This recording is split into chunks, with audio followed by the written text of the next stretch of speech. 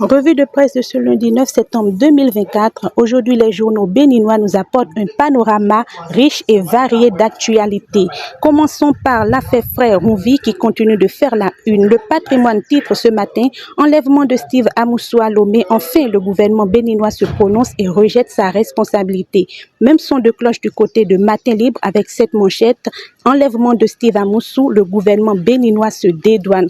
Quant à le matinal, il annonce dossier Steve Amoussou, le gouvernement se prononce. Et pour l'événement du jour, l'accent est mis sur l'apaisement avec ce titre. Gestion du dossier Steve Amoussou, pas d'ombre dans le ciel des relations entre le Bénin et le Togo, selon les propos rassurants du porte-parole du gouvernement.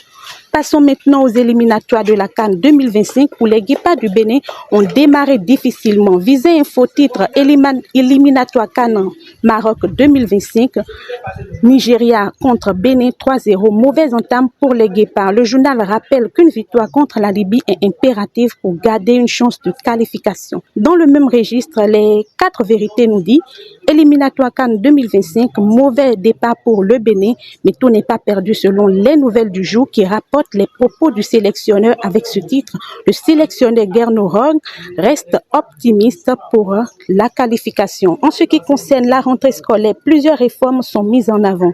Le chasseur info titre des acquis pour la rentrée scolaire, des influenceurs s'abreuvent et en bas de page on peut lire Yves Kouaro Chabi évoque 2 réformes majeures pour l'alphabétisation. Les nouvelles du jour de son côté célèbrent l'excellence scolaire avec ce titre 13 meilleurs candidats du CEP obtiennent des bourses au lycée Pierre-Manuel Talon. Info Matin met en lumière un geste solidaire avec cette manchette.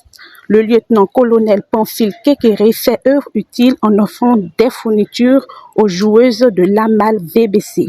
Terminons par les relations diplomatiques entre le Bénin et le Niger qui continuent de se dégrader. Jack Pata annonce ce matin nouvelle accusation du Niger contre le Bénin en marge du FOCAC 2024, un nouvel alibi pour ne pas ouvrir les frontières. Et pour Gaskiani Info, la situation est tout aussi préoccupante avec ce titre, le Niger s'enfonce, Tiani persiste. Enfin, un mot sur les autres sujets qui font la une. Le Grand Regard s'intéresse à la politique intérieure avec cette manchette. Appréciation des réalisations du pouvoir Talon, Soglo et Yahi donnent libre cours à leur fibre patriotique. Quant à le Télégramme, il met l'accent sur une question juridique importante. Nouveau code électoral, 5 juristes déposent une plainte contre le Bénin devant la Commission africaine des droits de l'homme et des peuples.